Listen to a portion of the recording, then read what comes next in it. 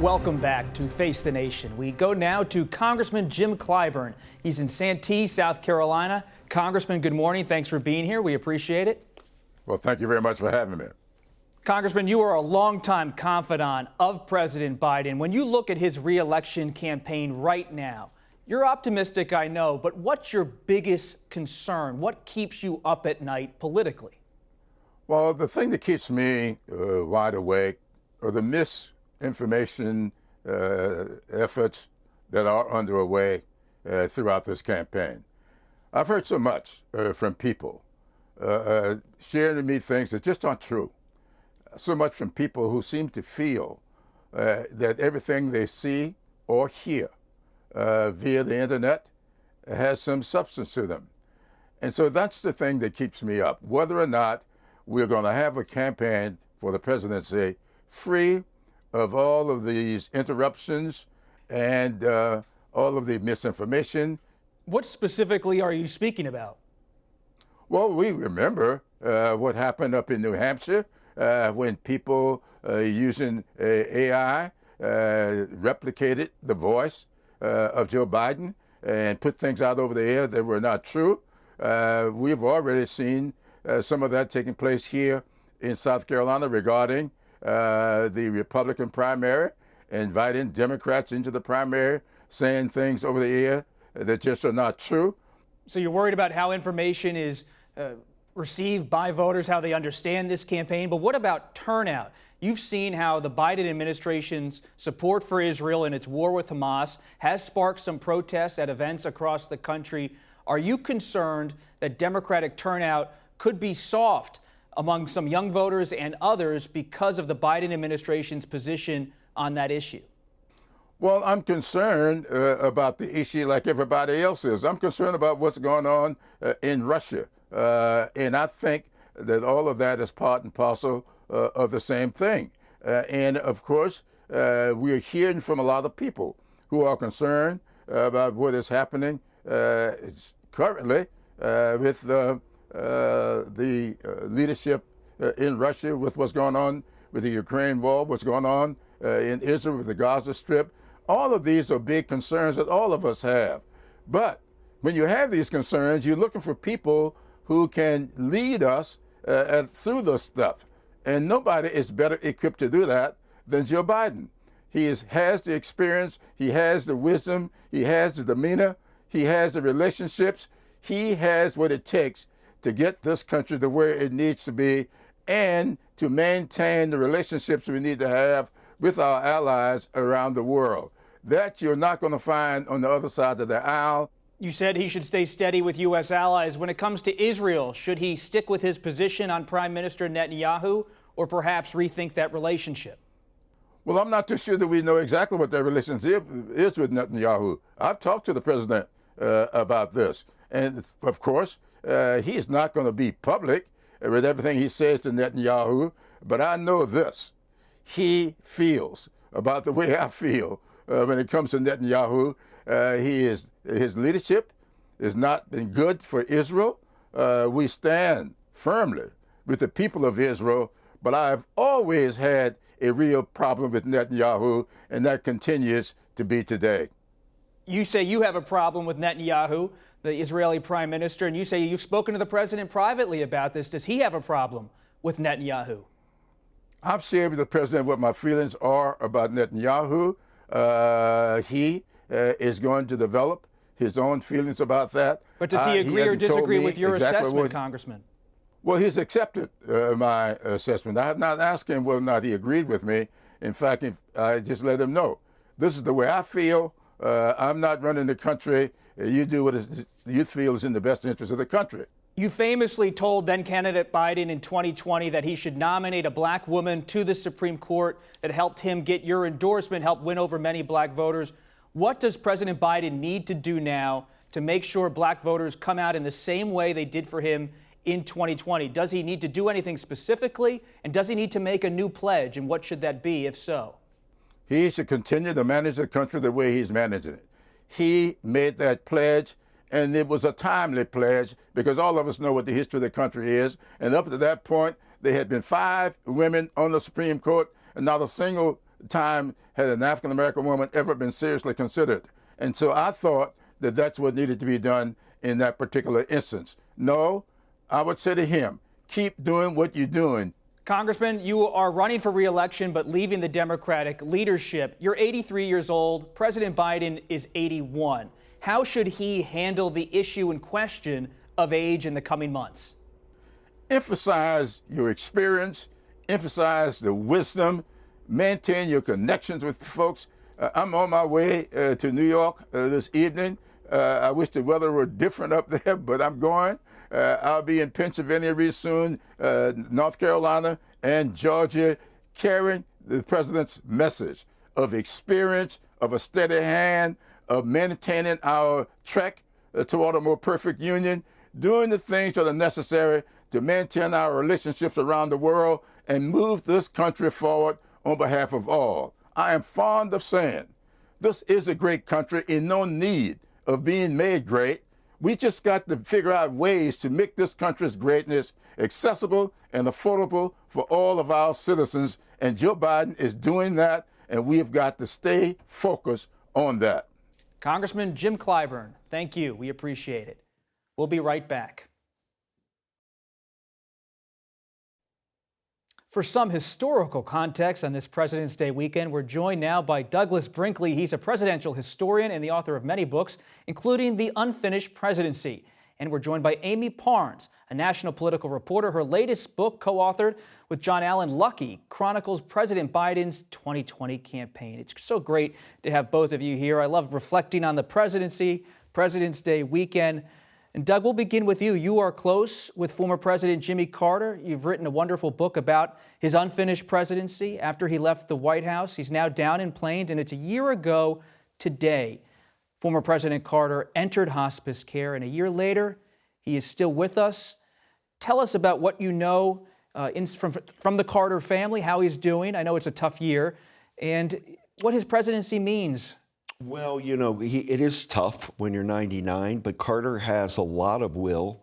And he's alert and eating and has an ability to understand what's going on around him. And I'm hoping he makes it till October 1st, 2024, so we have Jimmy Carter at 100 years old and we can celebrate.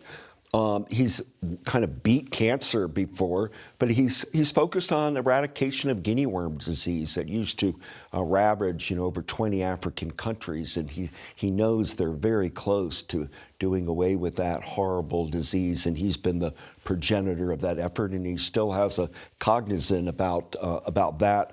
As for who he is, he's looking better and better every day in history, because you pull back and look at that one term and you're seeing the Camp David Peace Accord, Egypt and Israel. Look at what we have now. Environmental front, he put as much land as the state of Alaska, of California aside in Alaska, and that's only going to grow when climate happens, all that he saved. He injected human rights into our diplomatic parlance. He's the person who recognized the People's Republic of China, not Nixon officially. And the Panama Canal Treaty, the list goes on and on. He created FEMA, Department of Energy, Superfund sites. So on paper, you look at all of this and you're saying it's a remarkable one-term president who, by the way, is going out with the love of the world, a Nobel Peace Prize, and his integrity intact. And Amie, as Faulkner said, the past is really never past. You think about President Joe Biden, who you've covered so closely. He endorsed Jimmy Carter in 1976 when Carter ran for president. He's been to Plains to visit with the former president and the late First Lady Rosalind Carter.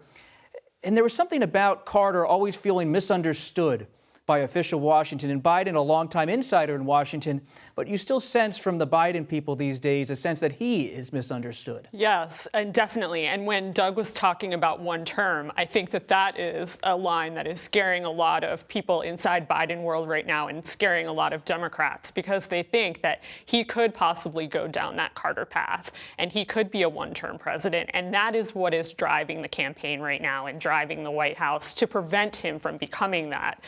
And you're seeing that. There is this worry when you talk to people and they're being candid with you and they tell you what's really going on. There is a worry. They see what's happening in the polls.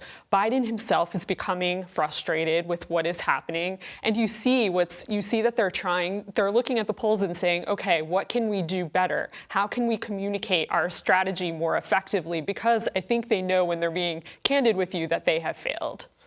And when you look at the Biden campaign, it's not only President Joe Biden, it's Vice President Kamala Harris. What's her role in the coming year as this campaign heats up?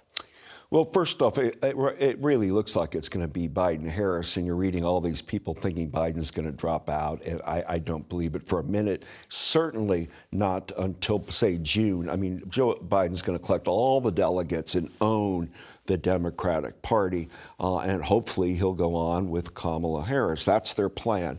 Now, if Biden had to drop out for some reason, I would say poll numbers hitting 22%.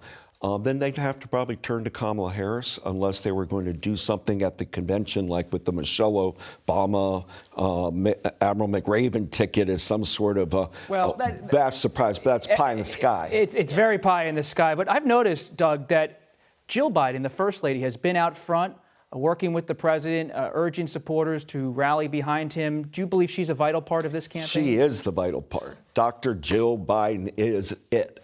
You know, if you go back to 1952, Harry Truman could have run, and he didn't. Why? Well, the Korean War and, but Bess wanted to go back to independence. She didn't like it in Washington. If you cut to 68, Lyndon Johnson was quit in March of 68, and people will say because of Walter Cronkite. No, the big thing was his health was bad. He had a bad heart. He was smoking, high blood pressure, tension, and Lady Bird Johnson didn't want to stay in it. He wanted, let's go back to Texas, and convinced Johnson to step down. So the Truman, I'm giving you two, Truman could have stayed on, and Johnson, and they both said, no, it's because their wives, their spouse said enough. That's not the case with Jill Biden. She likes power. She wants to stay. She wants some sense of revenge. She teaches in Virginia Community College. This milieu around our building here, this is her home. And the idea of relinquishing it all after you've taken the slings and arrows of the last years of attacks, and at the last minute, just when you get all the delegates, you're going to say, I'm going to open it up to a bunch of people. It's very childish when you read those kind of reports. Yeah, I see no reporting that that's going to happen. No, I don't think he would ever. I mean, he feels that he is the most capable person of beating Trump. He said it publicly. He said it privately to former President Barack Obama. He said it to countless people. He thinks that he's the only one in the game who can do this. And he points to 2020 and even dating back to 2016. You know, he actually had beef with Hillary Clinton for a while because he thought, you know, if he would have run instead, he could have beaten Donald Trump. And here we are, you know, in this, he thinks, in this whole mess. So, but his problem is right now that he's going to have to counter all these polls that say that, you know, people don't have confidence in him anymore. When you see polls from 2020, he was supposed to be the guy who united the country, who was there to bring everyone together, who was the, you know, he talked about the soul of the nation. And a lot of people look around, they look at their bank accounts and they say, look, I'm not feeling great about things. I think that the country has become more divisive, and I think that he might pay the price for that. I hear from my sources close to President Biden that he's so frustrated behind the scenes because he'll point to economic data, even if people feel inflationary pain. They feel he knows they might be unhappy with the economy, but he points to the stock market and other data factors and says things are going well, things are getting better. And he's frustrated about the media all the time, talking about his age. How is that frustration playing out behind the scenes? It is. He's very frustrated, according to people I'm talking to, and all those reports are true. He's increasingly saying, we have done so much. Look how much we have accomplished. Why isn't this out there more? And that's what I was talking about earlier when you talk about a communication strategy. He is having a communications problem, and that is what they're going to have to figure out quickly. Doug, you've written extensively about former President Ronald Reagan. Listening to Senator Lindsey Graham, you hear the tension now in the GOP when it comes to foreign policy. Is this Reagan's party at all anymore? Is it all now in the imprint of Trump, especially when it comes to issues like Putin, Russia, foreign affairs, Ukraine? It's Trump's foreign policy. The days of Reagan are over. Reagan has more in common with Bill Clinton's presidency or Barack Obama's. Ronald Reagan always despised Russia and the Soviet Union because he saw it as totalitarian. He bet on that as a governor in the 1960s, giving ardent speeches, democracy will prevail. Famously, he went and gave his boys a point to Hawk speech at Normandy, Peggy Noonan's speech, among others over there, and said, we liberated the first half in World War II of Europe, and now we've got to liberate the second half. So the breakup of the Soviet Union that happened under Bush 41 in 1991, that's the kind of thing Ronald Reagan loved. And Reagan would be ill, and particularly his former great Secretary of State, George Shultz, to see this militarization in space that Russia's trying to do to come up with new satellites that are nuclear things. Reagan and Shultz wanted to start reducing nuclear weapons in the world, not increase them. Foreign policy also an issue for President Biden. I remember we'd be up on Capitol Hill in recent decades covering him when he was chairman of the Senate Foreign Relations Committee. Now he's been focused on Ukraine, focused on the Middle East. You heard from Congressman Clyburn. I asked about the protests at some of these Democratic events, about the Biden administration's support for Israel in its war with Gaza. How does the Biden White House and your Biden sources think about foreign policy, but especially what's going on in Israel as they try to galvanize their own coalition? That's the big problem right now and the big question. They're trying to walk this tightrope, if you will, because they have to appease the base. The base is not happy. They know they're not happy. And you see him slowly walking back. You know, he was very, very deferential to Israel in the early days of the war. Now you're seeing it less and less. But I think he's going to have to explain and talk to the people more about what is happening. I still don't think, though, Bob, that this will come down to foreign policy, that this election is about foreign policy. It's not 2004. I think that it will come down to the economy and maybe immigration and abortion as two kind of subsequent issues. But I think the economy is what is really, really, really going to drive this election and voters. And apathy, you know, if they are feeling like no one understands them, if they're feeling like they can't relate to either side, there is the fear that they could stay home or they could vote for a third party. And that should be also what's worrying Democrats right now. And quickly, Amy, they're keeping an eye on Robert F. Kennedy Jr. and Cornel West and their independent candidacies at the White House? They are. It's very real because they look at what happened in 2016, how Jill Stein kind of wrecked this for Hillary Clinton. She was one of the reasons, obviously. They are worried, and they should be worried because people are so, I think indifference is a huge storyline in this election. The players are two people we know. They're baked in. People know about them. The polls say what they're going to say. I don't know if it's going to change that much. And Doug, finally, I was on the streets of New York this week, not walking around. I was covering former President Trump and his legal challenges in Manhattan. Step back as a historian to have Trump facing a hush money criminal trial starting in March, paying potentially hundreds of millions of dollars in a civil fraud case, 2 looming federal trials on the horizon, also Georgia.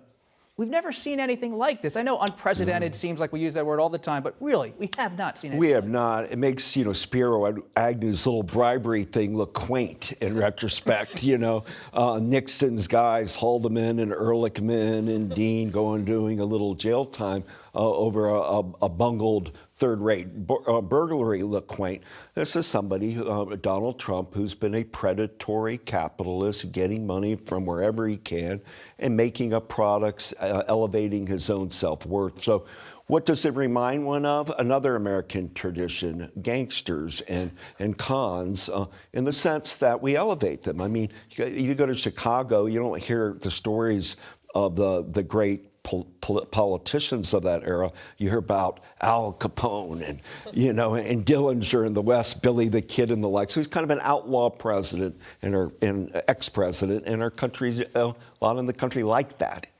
And Trump, of course, denies any wrongdoing in all of those cases. Douglas Brinkley, Amie Parnes, we really appreciate it, and we'll be back in a moment.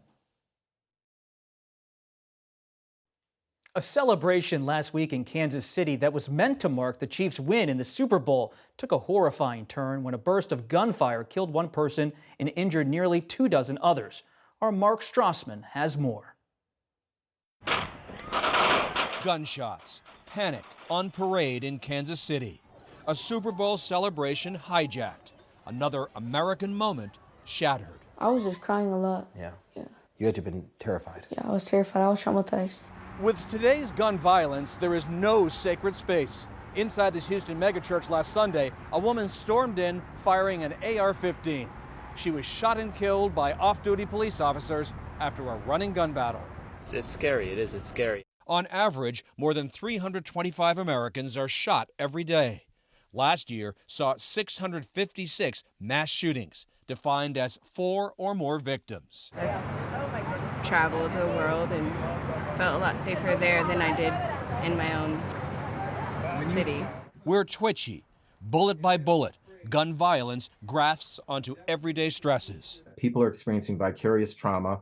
Dr. Arthur Evans, CEO of the American Psychological Association. How significant is this stress? We have about a third of people in the country who are saying that their behavior has changed because of mass shootings. Right after mass shootings, Evans says 75% of Americans report significant stress, and that parents of young children especially have concerns about their kids' safety. When you're talking about churches and synagogues and shopping malls, we have less of an ability to distance, and I think that has a different kind of impact on us. On the polarizing issue of guns, a majority, 56%, favor more restrictions, according to Gallup. I'm a gun owner. It should be, harder for certain individuals to obtain a gun. Owning guns makes millions of Americans feel more in control. But with gun violence, anxiety climbs because people feel they've lost control. Why haven't I got shot? I don't know. Guns in crowds have become a new American anxiety. Kansas City, a reminder of Denver's NBA championship parade last year when 2 people were shot. People just can't go buy a gun or an assault rifle and go kill people. I mean, how many more people have to die before we change that? We'll be right back. That's it for us today. Thanks for watching. Margaret will be back next week. For Face the Nation, I'm Robert Costa.